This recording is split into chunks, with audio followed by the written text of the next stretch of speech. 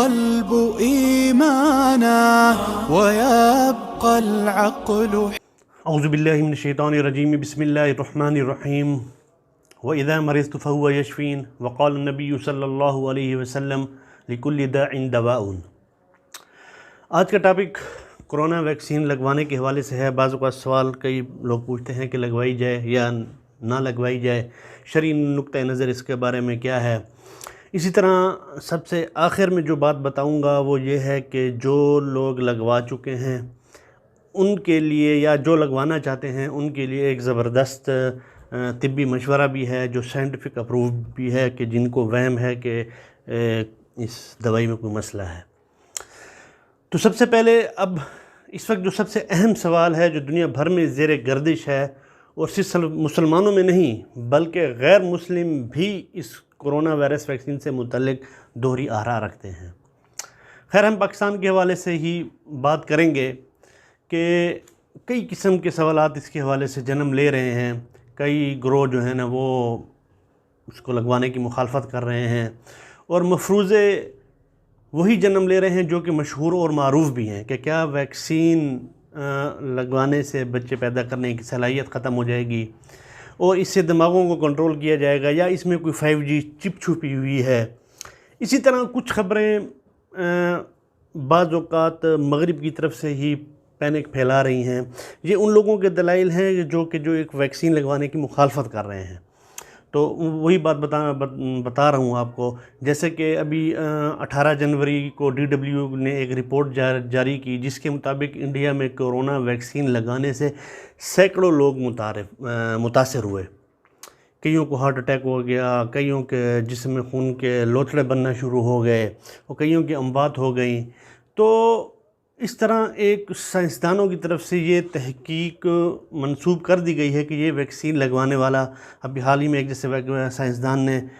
کی طرف سے آئی کہ 2 سال بعد وہ بندہ جو ہے نا وہ مر جائے گا۔ اس طرح یہ ویڈیو ریکارڈ کرنے سے پہلے بھی ایک وکیل کا میں پڑھ رہا تھا فیس بک پر، اس کی پوسٹ آئی ہوئی تھی کہ یورپ میں 30 سال سے کم عمر کے لوگوں کو جو فائزر کی ویکسین لگی ہے یا اسٹرازینیکا کی جو ویکسین لگی ہے، تو ان کے خون میں لوتھڑے بننے کی شکایات زیادہ مل رہی ہیں۔ تو اب واللہ عالم یہ بات سچ ہے یا نہیں ہے۔ اس طرح اور بھی کئی باتیں جو ہے نا گردش کر رہی ہیں کہ اور مخالفت کرنے والوں کی دلیل کو مضبوط کر رہی ہیں، جیسے کہ ابھی اور بھی کئی ایسی باتیں ہیں جیسے کہ سائنو فارم جو ہے ان کو سعودیہ جو یہ لگوائے گا ویکسین لگوائے گا تو سعودیہ اس کو داخلے کی اجازت نہیں دیتا۔ اچھا، سینو ویک ہے تو یورپ ان کو داخلے کی اجازت نہیں دیتا جو یہ ویکسین لگواتے ہیں۔ اس طرح اسٹرازینیکا جو ہے جو لگوائے گا تو روس اس کو داخل ہونے کی اجازت نہیں دیتا۔ اس طرح فائزر لگانے والے چائنا میں نہیں جا سکتے، یعنی کہ مغرب خود بھی ابھی تک اس پر متفق نہیں ہو رہا، اور ابھی یہ نیا ڈرامہ شروع ہے کہ ایک دوسرے کے ویکسین لگوانے والوں کو بھی دوسرے ملکوں میں جانے کی اجازت نہیں دے رہے۔ حالانکہ ابھی تو پاکستان کی جو ویکسین ہے پاک ویک، وہ تو ابھی مارکیٹ میں آنا باقی ہے، پھر اس کا کیا حال کرتے ہیں واللہ عالم۔ خیر، اب یہ تو ان لوگوں کے دلائل ہیں جو اس ویکسین لگانے کی مخالفت کر رہے ہیں کہ بھئی یار سمجھ نہیں آ رہی، جب خود یہ متفق نہیں ہے کہ اس پر تو اور انسانوں کو لگائی جا رہی ہیں تو اس کا کیا حل نکالا جائے۔ تو دوسری طرف اگر ہم شرعی نقطہ نگاہ سے دیکھیں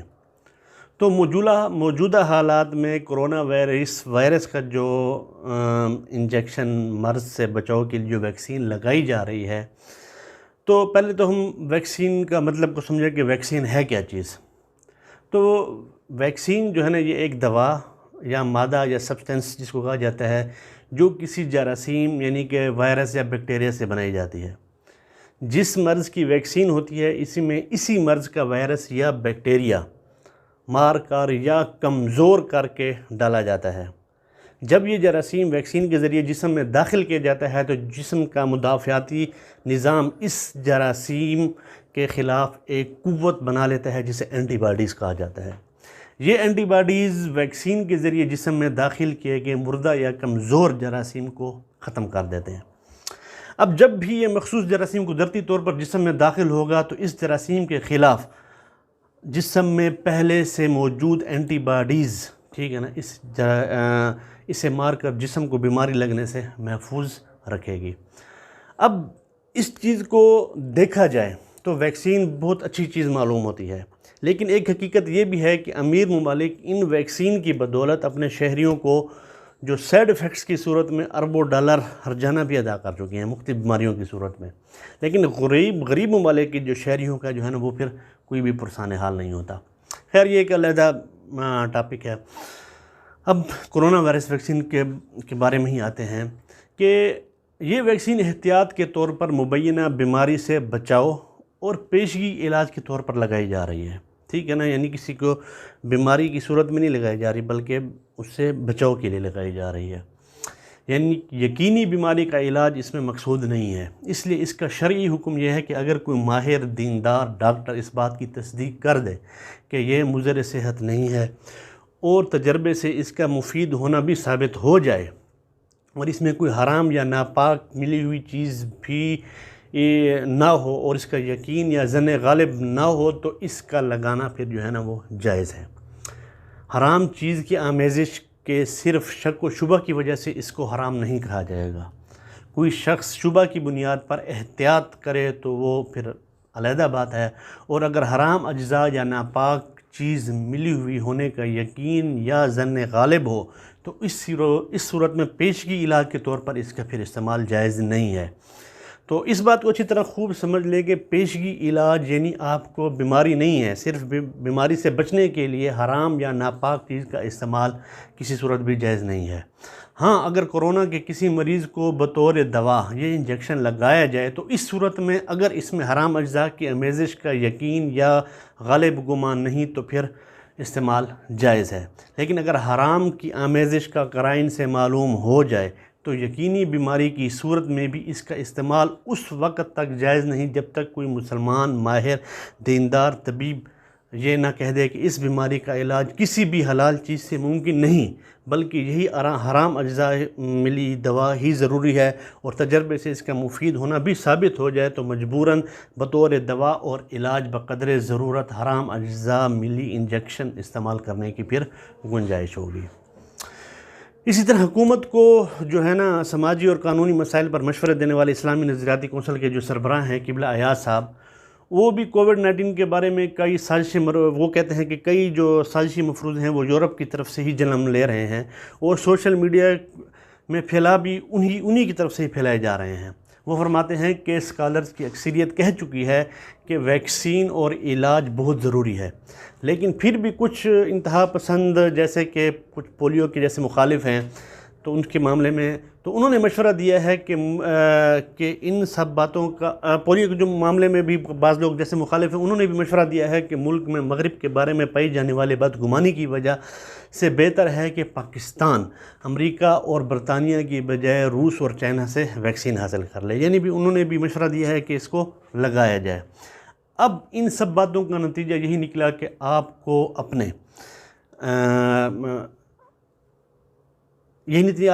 حکمرانوں پر اعتبار کرنا چاہیے اور ان کے بارے میں اچھا ہی سوچنا چاہیے کہ کوئی بھی ریاست اپنے رعایا کے بارے میں برا نہیں سوچتی، کیونکہ ریاست جو ہے نا وہ ماں کی حیثیت رکھتی ہے اور ماں اپنے بچوں کا برا نہیں سوچتی، پھر سب اکثریت کا تو برا سوچ ہی نہیں سکتی، ٹھیک ہے نا۔ لیکن پھر بھی کسی کو ویکسینیشن کروانے کے بعد وہم ہو اور اس کو اعتبار نہ ہو تو اس کے لیے سب سے بہترین اور اہم مشورہ جو ہے نا وہ یہ ہے کہ وہ ہر 4 یا 6 مہینے کے درمیان جو ہے نا وہ حجامہ کروائے، جو کہ سنت بھی ہے اور کئی بیماریوں کا علاج بھی ہے۔ اور یہ بات میں اپنی طرف سے نہیں کہہ رہا بلکہ کراچی کے ایک بہت مشہور MBBS اور FCPS میڈیکل اسپیشلسٹ ہیں ڈاکٹر امجد علی صاحب، جو کہ خود جامعۃ علوم الاسلامیہ المعروف بنوری ٹاؤن کے فاضل بھی ہیں اور اس کے ساتھ MBBS بھی کیا ہوا ہے اور ڈاکٹر ہیں، ماہر ڈاکٹر ہیں اور برطانیہ اور امریکہ سے کئی میڈیکل کے کورسز بھی کر چکے ہیں۔ وہ یہ بات فرماتے ہیں کیونکہ اس ویکسینیشن کے نتیجے میں جو سب سے بڑی شکایت لوگوں کو آ رہی ہے وہ کہتے ہیں کہ بھی خون گاڑھا ہو جاتا ہے، لوتھڑے بن رہے ہیں، تو اس کا علاج جو سب سے بہترین ہے وہ حجامہ ہے کہ جو خون سے فاسد مادے نکال کر خون کو پتلا بھی کرتا ہے اور جس کے نتیجے میں پھر نیا خون بھی بنتا ہے۔ جابر رضی اللہ تعالیٰ عنہ سے روایت ہے کہ رسول صلی اللہ علیہ وسلم نے ارشاد فرمایا کہ ہر مرض کے لیے ایک علاج ہے، اور جب اس مرض کا صحیح علاج کیا جاتا ہے تو اللہ تعالیٰ کے حکم سے شفا ملتی ہے، یعنی کہ کسی مرض سے شفا کا انحصار اللہ تعالیٰ کے حکم اور اس کی مرضی پر ہی منحصر ہے۔ اب حجامہ جو ہے نا خون صاف کرتا ہے، خون کی گردش کو بہتر کرتا ہے، شریانوں پر اس کا اچھا اثر پڑتا ہے، اس میں کئی روحانی اور جسمانی بیماریوں کی شفا بھی ہے جو کہ احادیث سے ثابت ہے۔ اور لیبارٹری رپورٹ سے بھی ثابت ہوا ہے کہ حجامہ کرنے سے نکلنے والا فاسد خون اور وہ فاسد مادے ہیں جس میں وائرس، ٹاکسن، فیبرن، ڈیڈ سیل اور مختلف قسم کے جراثیم ہوتے ہیں جو اس کے ذریعے سے نکلتے ہیں۔ صحت یاب لوگ تو 2 سے 3 مہینے بعد بھی حجامہ کروا سکتے ہیں کیونکہ یہ علاج حدیث سے ثابت ہے اور اس سے کئی بیماریوں کا بچاؤ بھی ممکن ہے۔ اور جو حضرات حجامہ نہ کروا سکتے ہوں، ان کو کوئی مسئلہ ہو، تو وہ بلڈ بینکس میں خون عطیہ کر سکتے ہیں تاکہ کسی کی جان بچ جائے، تو اس کا بھی آپ کو ثواب ملے گا۔ لیکن یاد رکھیں کہ کوئی بھی قدم اٹھانے سے پہلے اپنے معالج سے مشورہ ضرور کر لیں، کیونکہ یہ نہ ہو کہ آسمان سے گرا اور پھر کھجور میں اٹکا والی مثال آپ کے اوپر ثابت ہو جائے اور کوئی اور مسئلہ بن جائے۔ تو اس لیے ویکسین لگوائیں، اور جس کو وہم ہو، جس کو کوئی مسئلہ ہو کہ بھئی اگر ان میں سے کوئی مسائل ہیں تو وہ اس کے لیے بہترین علاج یہی ہے کہ وہ حجامہ کروائے، جو کہ آج کل مغرب میں بھی بہت زیادہ اس کو کیپ تھراپی بھی کہا جاتا ہے، وہاں پر بہت زیادہ مشہور ہو رہی ہے اور وہ بھی لوگ بھی کروا رہے ہیں کہ اس سے خون کے ذریعے فاسد مادے نکل جاتے ہیں۔ تو اس سے بھی آپ کو کافی زیادہ جو اینٹی باڈیز بھی بنیں گی اور خون کا مدافعاتی نظام، جسم کا مدافعاتی نظام بھی آپ کا مضبوط ہوگا۔